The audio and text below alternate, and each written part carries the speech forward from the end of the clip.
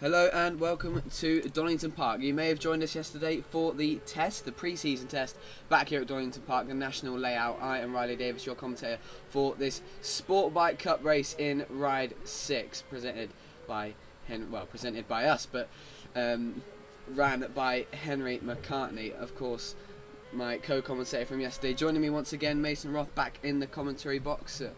Vast experience in Ride 6 racing, not out there for this season, but glad to have you here, and looks like we're going to have some pretty decent racing considering how close the times were yesterday. Yeah, it's looking to be a good one. Obviously the choice bike is the ZX4R at the moment, and it's proven to be good. However, Finley Cottenham yesterday did top the session, not by much ahead of Henry Mack on the GSX-8Rs. Finley Cottenham. Yeah, and he's just got a new livery there from yesterday. We saw a pink and yellow one for the test. And Very power slidey. Yeah, blue and yellow. Yeah, agreed. Looks like the power slide team.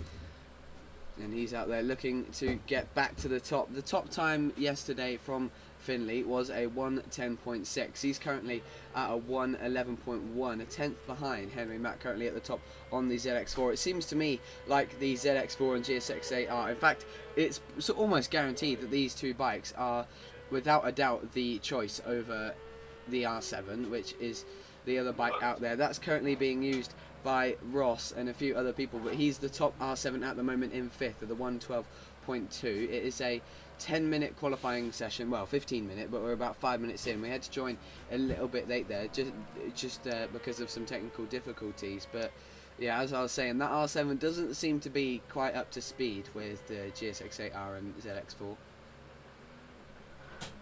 Yeah, no, personally the R7 would be my choice because it's overall a nice, easy, tidy bike to ride. But yeah, it appears people aren't really clicking with it as well as I have been. Yeah, as we're on board here with Finley Cottenham, he's just actually matched his 1:10.6 that he did in yesterday's test, so you can see the pace already starting to ramp up as we're only 5 minutes into this session. A 1:10.6 in only 5 minutes. That's really impressive from Finley. But I imagine now that we're in the full race weekend terms of things, of course, no longer the weekend on Monday night, but bank holiday weekend. So I hope you're all enjoying your bank holiday weekend. I hope you will be enjoying the TT action across the next 2 weeks, as Finley now makes his way into the national hairpin chicane, as he now comes to the line on that Suzuki GSX-8R. 1:10.9, so not improving, but was faster in the final sector there. Henry Mack now looking to also match the 1:10.6 he did yesterday in the pre-season test, and that was something that we found really interesting, is the fact that the ZX4 and GSX-8R, with how they were regulated with Henry's chosen components for allow components for each bike, how tight they were, because it was what? It was a millisecond that split Henry and Finley, wasn't it? Yeah, it was literally a millisecond. They did set the exact same time pretty much. Yeah, 1:10.8 at the moment on the board from Henry. His teammate Harrison Day, obviously fellow British Moto 4 Cup rider, out there doing well in third. He wasn't in the test yesterday, but looks like he'll be able to make an effect on results here. Actually running the same helmet, I've just realised, as Finley Cottenham, so I don't know what's going on there.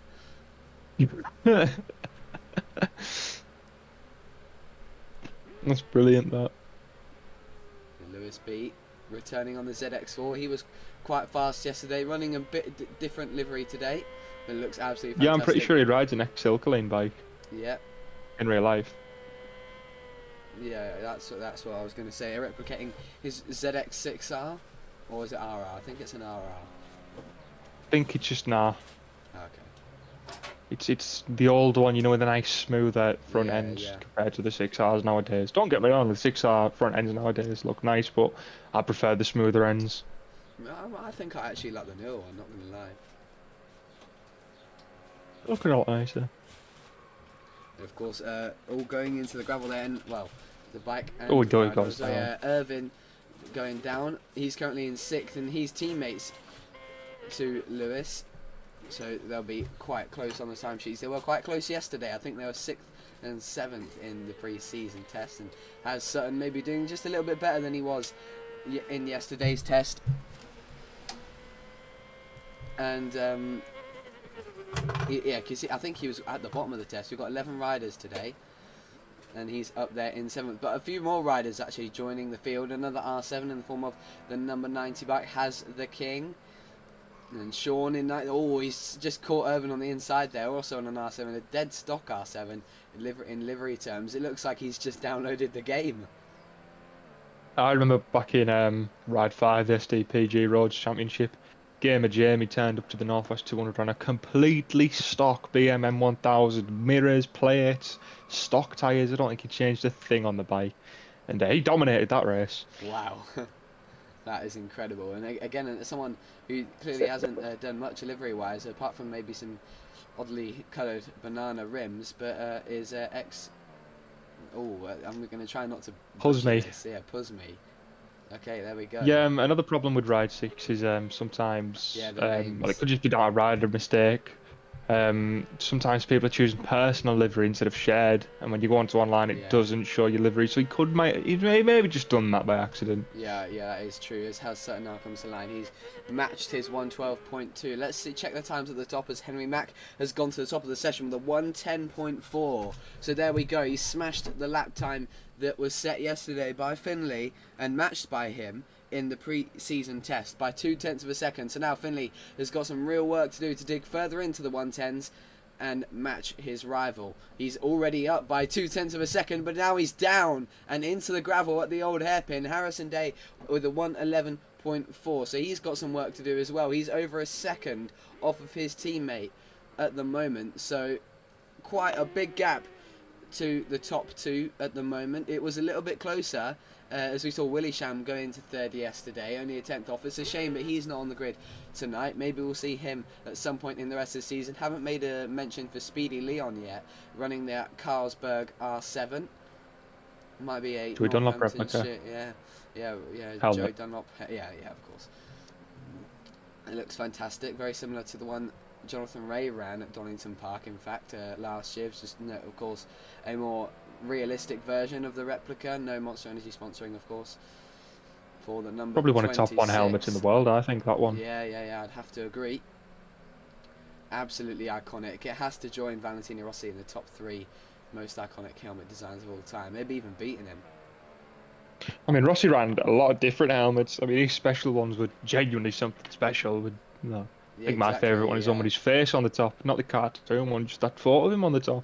But back in the Bald Rossi days. Yeah, I suppose that also goes against the fact that Joey had the exact same design his whole entire career, so you'd probably argue it was a bit more iconic because of the consistency. I mean, the only thing you wouldn't exactly call Rossi's helmet designs iconic, more just the colour yellow and, well, fluo yellow. Yeah, I've noticed a lot. I've noticed a lot of, like, the top riders in their respective sports. Obviously, Joey Dunlop road racing, although he did do a bit of well Superbike, but obviously he was well known for his domination on the roads. They all run fluoro yellow helmets or numbers. Yeah. Let's see what he is. Has the King made his way up to 4th with the 111.4. Now the top R7. That's a quite nice looking bike. Yeah, it is. Harrison Day still struggling to find that extra time, and Finney Cottenham as well, as he's now getting stuck behind Has Sutton. Here he comes then through Schwantz Curve and up to McLean's. He's had to take the curb there and even the grass, so he's definitely, I do not think he's going to be gaining any time here as he nearly clips the back of that black and pink ZX4R and now goes through. Yeah, he's losing a lot of time. It's a shame we're not seeing George Wood out there today, but he got in a bit of a mouth off yesterday with someone in the Discord chat. I think it might have been Willie Shamron. I don't want to make speculations or anything, I'm not sure, but that might just be the reason he's not around today. Banned. Is Lewis B then? No, 111.5. Sorry, go on then. It's interesting to see. Obviously, some people have more quali pace, practice pace, test pace than they do race pace. Obviously, Henry Mackey's utterly, as we watch Lewis go down, utterly dominant at the moment. Although I think he's not massively far off him, and obviously has the potential to beat him. But yeah, you never know. Someone like Has the King could have the better race pace and consistency than them. Yeah, especially on a bike like this where you have to prioritise corner speed all the way through such a flowing track like Donington Park, and that really makes race pace. If you can get that completely smooth and get it completely right every single lap, that can make seconds of difference, because one small mistake darting to the inside and sort of a bit of brain fade like a superbike and trying to make a V out of a corner, which doesn't tend to happen here at Donington Park, apart from maybe the Melbourne Loop and Goddard's. It can really mess up your race pace, and you just find someone slide through on the inside because they're going curb to curb. Yeah, the most difficult sector here, well, most difficult corners I'll say is obviously you've got the rundown crane of curves. It's a left, oh sorry, it's a right into a left into another right immediately. But I think the final corner on this, we're on the national layout, that is, it's the tightest corner I've ever seen. Yeah, extremely difficult. Those curbs are a death sentence. So we might see quite a few crashes in that chicane, as we've already seen them across today and yesterday. And of course, you've got to watch out for the curbs in Craner curves as well. As we just saw Harrison there taking a bit too much of them and losing time in sector 1, but it seems to me like either Finley can't find the space on track or can't find the pace to extend on his 110.6 and dig further down. But he took a lot of grass there. I think he should just cut his losses and go for a restart. But it seems to me like he thinks he got an okay run out of that. Let's see what he's got though. Through Red Gate, nice and up on the curbs, not too much grass, no grass for that matter, as he now comes through Craner curves. Still no a small improvement for Henry Mack actually, by about 0.04 of a second on that lap. So clearly making inroads and showing us why he can be that dominant, consistent force. And there it is, the session is over. Finley Cottenham could not improve, and it looks like Henry might just be the dominant force we thought him to be yesterday. Yeah, obviously that's pole position for Henry then, unless you never know, someone who's not finished a lap might just surprise us, but I doubt it. But hopefully, we get an interesting play. Is it just the one race? Whoa, I believe so, as he sort of has the King going absolutely airborne at a massive jump there. 1 minute 16, still not quick enough. Oh, goodness me, that was enormous. But a good job from him to put that R7 into the top 4. But there you go, it's Henry Mack on pole position with the 1:10.4 going into the race. I believe it is just one main race. Then Finley Cottenham second on the GSX-8R, 0.2 of a second off. Not the pace that we saw from him yesterday. Yes, the same lap times, but we saw him being able to do it more consistently. Harrison, a good chunk off there in third with a second, but managing to get on the front row. He'll be aggressive in turn 1. Has the King in 4th from the R7, and Lewis B doing a good job to get into the top 4. So only one GSX-8R in the top 5, and that's going to be quite interesting. But just before this race starts, I'm going to show you here a little table of the regulated bikes and their max performance rating. You can see there the Suzuki GSX-8R, the max rating being 587 performance points. So a sizable amount over the ZX4 at 550, but the highest being the R7 needing 615, the parallel twin 700cc Yamaha, because it's that much slower, or at least so everyone thinks, because it's really struggling, and even being maxed out, it clearly can't keep up with the GSX-8R or ZX4. I don't really have much to add there. Yeah, there isn't much to add other than the R7 seems to be the least preferred bike out of most. But as we can see there, in that top 5, 3 out of 5 motorcycles in that top 5 being the Kawasaki ZX4RR. Clearly that inline 4 mini superbike, as they used to call them back in the 90s, seeming to work around Donington National. That can change across the season.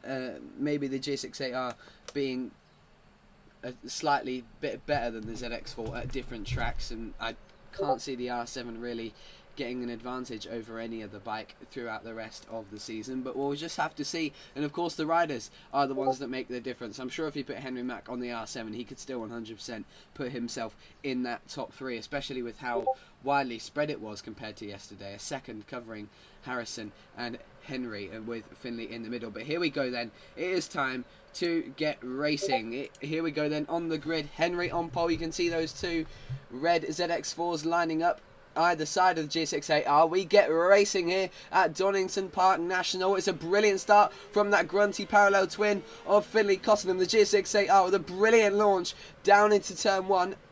Absolutely fantastic, and it's a bit difficult to see who's where into Redgate because these Ride 6 cameras are very zoomed in on the rider you're focused on, so it's a bit hard to see who's where. But Finley getting off to a brilliant start, and as I said, Harrison getting away well ahead of his teammate, but now slips in behind Henry Mack to try and follow him along and see if they can catch Finley ahead. Ross gets away well on the R7, up to 4th ahead of Lewis B. Looks like Has the King's got away terribly, may have just crashed off the start, but it looks to me like Henry might just be building into this one, but he's already on the back of Finley. But look at Harrison trying to go up the inside of Coppice. Ross also getting involved, and Henry moving him out of the way. Oh wow, a bit of an aggressive move as Harrison now makes his way through. Oh wow, Finley's been filtered all the way down to 4th there nearly, but he's recovered well, got a great exit for it, back up to 1st, and now into the chicane here. The difference between the national layout, they're going to go to the right rather than the left, and Ross has made his way up into 3rd. A brilliant exit from Henry to get into the slipstream of Finley Cottenham, and we're going to go on board with Henry because we can see it better. There he goes, he's going to go straight past. I'm struggling with the cameras here because Ride 6's camera settings aren't the greatest, as I mentioned before, but Ross getting a look at all the action here as he now dukes it out for 3rd with Harris and Day as they sit each other up, going down into creating the curves. Finley Cottenham continues to lead, but you feel like Henry, his strong point is sector 2 and 3.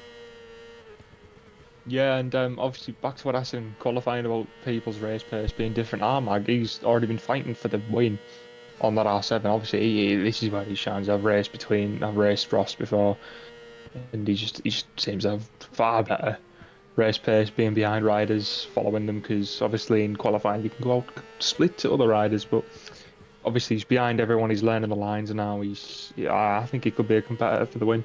Yeah, coming out of Coppice now, Henry's got a nice run out never mind, he's in 8th. Get into the slipstream. Yeah, he's unfortunately gone down to 8th with a commentator's curse from you there, Mason.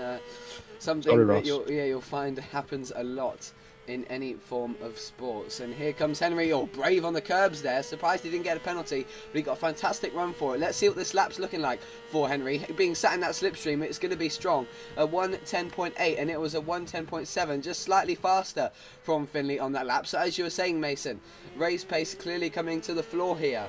And 3 out of 9 laps this race, so definitely a main race. I don't think we'll have a sprint for these sport bikes. Now coming down Crane curves, Finley really starting to stretch this gap out, but Henry definitely not done yet as he takes that wider line through the old hairpin. Finley just being a little bit more conservative just to try and stay on the bike. That was one of his weak spots. We saw him crash so many times here, not just in qualifying but in yesterday's test as well. So just trying to be a bit careful through there as Henry, nice and aggressive, also through McLean's as well, absolutely going for it, and putting that ZX4R to the limit to try and catch the GS68R in front of him.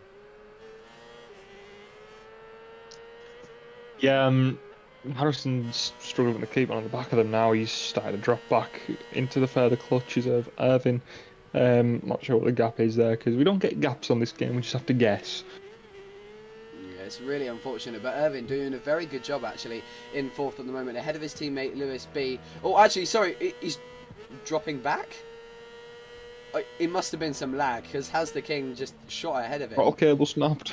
How strange. But Finley taking some grass there through Redgate and just allowing Henry to edge that tiny bit closer again on the touching the gravel and out to that outside curb. He's going to find himself wide here in the old hairpin. A bad run through it as well. He's really made a mess of this first sector, and he's going to allow Henry to really gain something through Schwantz curve and McLean's.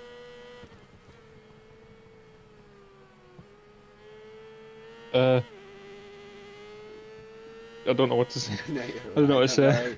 Of course, Mason, he's not the most experienced commentator, and that's all right. It's all a learning curve as we see these guys learning here who their championship rivals are for the rest of the season. Here comes Henry in the slipstream down to that final chicane. Will he be able to find a move up the inside? No, he can't just yet. It'll be a very brave manoeuvre from Henry Mack, but here's a manoeuvre that could be rising out of the chicane and down the straight. Oh, has the king? What just happened? Did he just cut the whole course? Yeah, I think he did. He cut the course.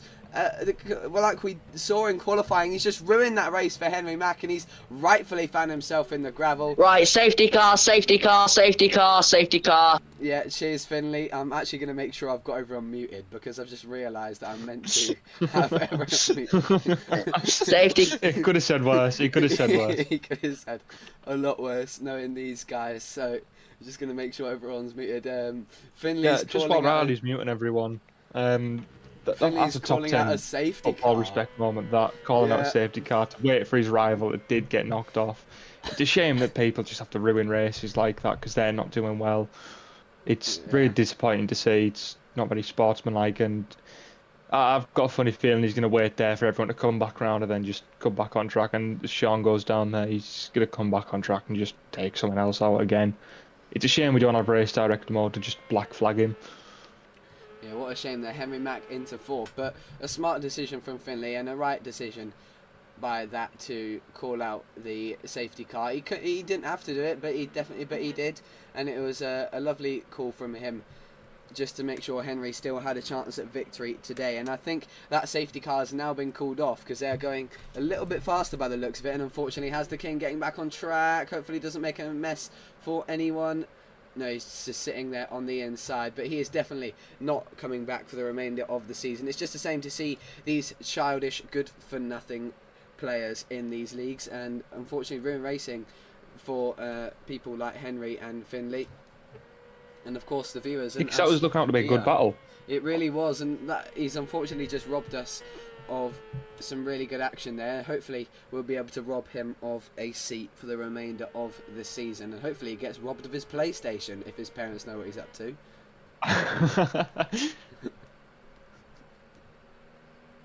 No, hopefully, obviously Finley's going to run away with it now, but Henry was lining up a move there. He was almost alongside him just before Hazard to do that.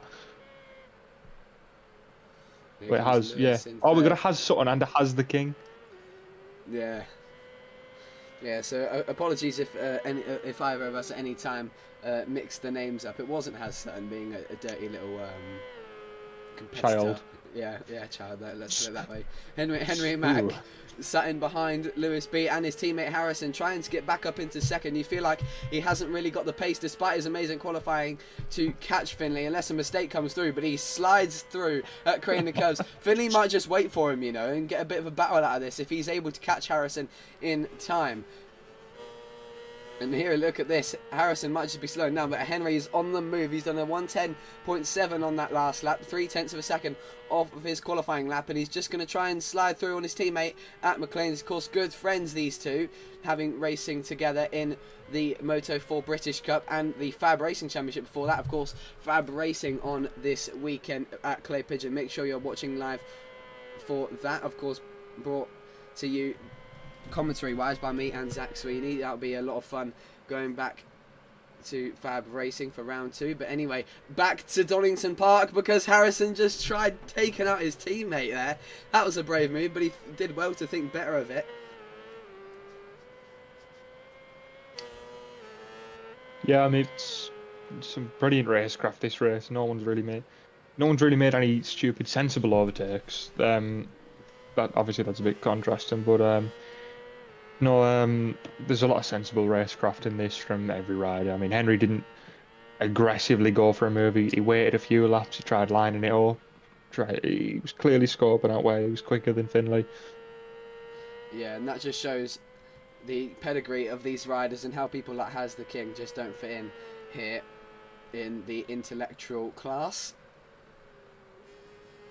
as he now tries to catch Finley Cottenham. Finley might just be taking it a bit easy, just trying to make sure he doesn't crash. It was a 1:11.3 from him on the last lap, and Henry was 0.3 of a second quicker, despite being stuck behind Harrison for the majority of that lap. So he might actually be able to catch Finley Cottenham here. It's one lap actually, now I think about it, on the national layout. It's a big ask, but something that could definitely happen if a mistake comes from Finley Cottenham. The ones like we saw in Sector 1 through Craner and the old hairpin. We've seen him close a substantial gap before like this in the Multi-Moto Rise 6 Championship, round 1 on the ZX4RR here at Donington Park.